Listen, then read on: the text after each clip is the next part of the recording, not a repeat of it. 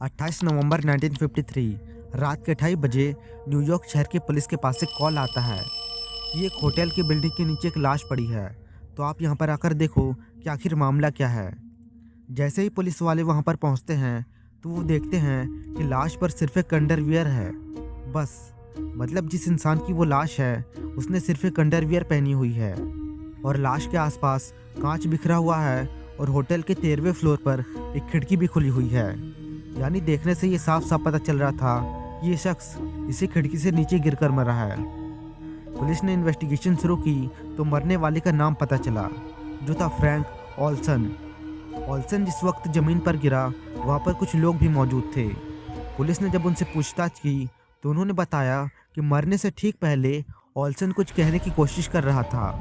बाकी तो कुछ समझ में नहीं आया, लेकिन एक नाम साफ सुनाई दे गया था, जो था CIA यानी सेंट्रल इंटेलिजेंस एजेंसी। अब पुलिस के सामने यहाँ पर दो सवाल खड़े हो गए थे कि आखिर ऑल्सन मरने से पहले CIA का नाम क्यों ले रहा था और आखिर ऑल्सन को किसने और क्यों मारा।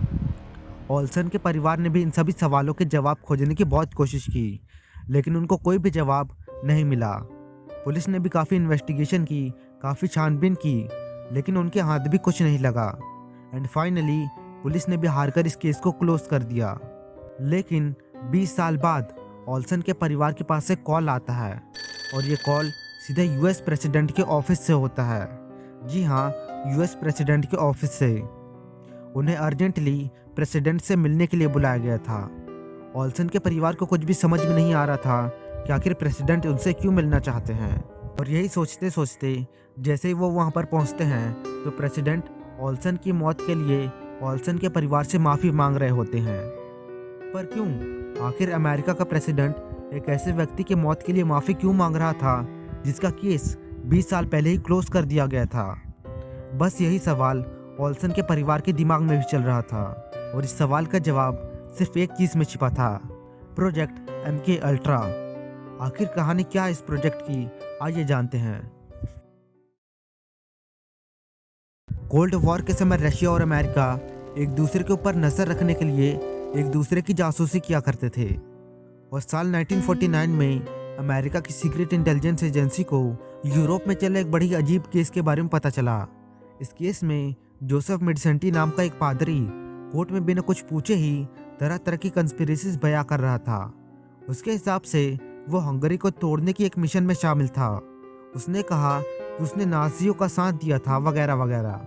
ये बात वो ऐसे बोल रहा था जैसे उसे रटाई गई हो। जब एक के बाद एक ऐसे कई मामले सामने आने लगे तो CIA को लगने लगा कि रशिया लोगों का ब्रेन वॉश कर रहा है।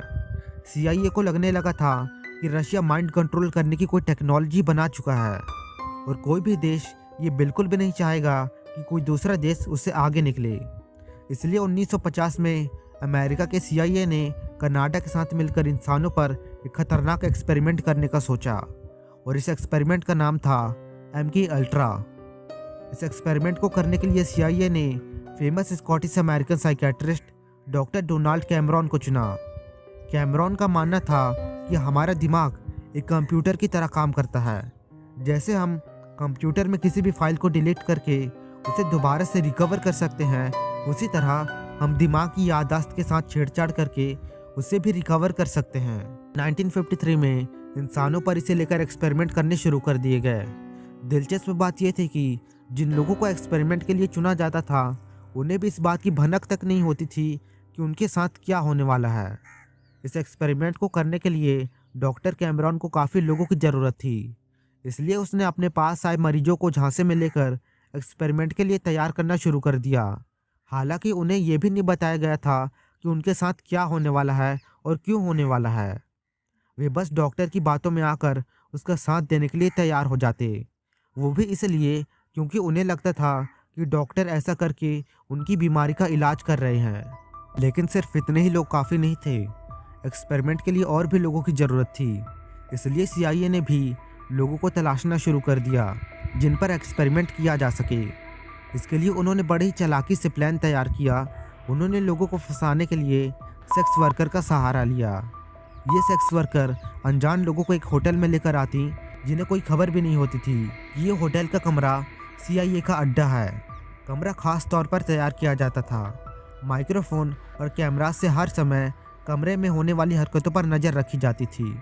हर कमरे में एक स्पेशल मिरर लगा होता था, जिससे वहाँ के लोगों को बिना कुछ पता चले दूसरे कमरे में बैठा शख्स उसे देख सकता था। कमरे में लाकर लोगों को ड्रग्स दिए जाते थे, जिससे उन्हें नशे की हालत में कुछ भी पता ना चले। और जिस ड्रग का सबसे ज़्यादा इस्तेमाल किया जाता था उसका नाम था LSD, यानी लिसर्जिक एसिड डाइथैलेमाइड।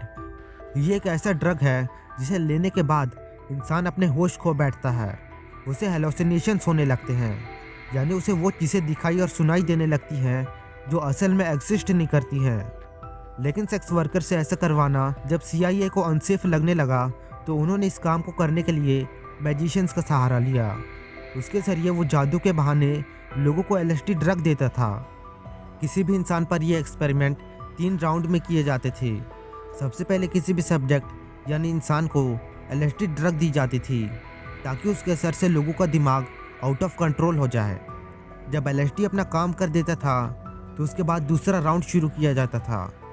उसमें उस सब्जेक्ट को नॉर्मल से भी ज़्यादा हाई फ्रीक्वेंसी के शॉक यानी करंट के झटके दिए जाते थे। और हैरानी की बात तो ये थी कि उस समय उस इंसान को ये भी पता नहीं होता था कि उसे करंट के झटके दिए जा रहे हैं, लेकिन उनके शरीर पर इसका गहरा असर जरूर पड़ता था।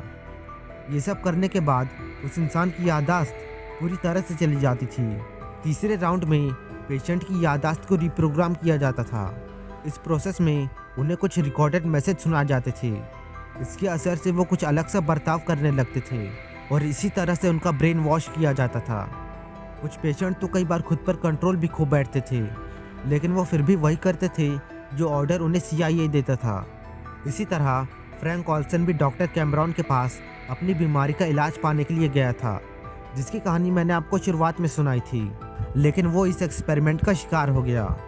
इस एक्सपेरिमेंट का फ्रैंक पर इतना गहरा असर पड़ा कि 9 दिन बाद यानी 28 नवंबर 1953 को उसने एक होटल के 13वें फ्लोर से छलांग मारकर सुसाइड कर ली। लेकिन इससे भी ज़्यादा खतरनाक एक्सपेरिमेंट तो लुई वाइंस्टाइन के साथ किया गया था। लुई एक बीवी बच्चों वाला आदमी था। घर में उसकी एक पत्नी और 3 बच्चे थे। लोग लुई को काफ़ी पसंद किया करते थे क्योंकि वो सबसे मिलजुल कर रहा करता था। लेकिन 1950 में उसे एक पैनिक अटैक आता है, जिसके बाद इलाज के लिए लुई की पत्नी ने 1953 में डॉक्टर कैमरॉन से कांटेक्ट किया। यानी कैमरॉन को एक और शिकार मिल चुका था। कैमरॉन ने लुई पर तो पहले वाले से भी ज़्यादा खतरनाक एक्सपेरिमेंट किया। दरअसल लुई पर खतरनाक एक्सपेरिमेंट के बाद उसे सेंसरी डेप्रिवेशन नाम की थेरेपी दी गई।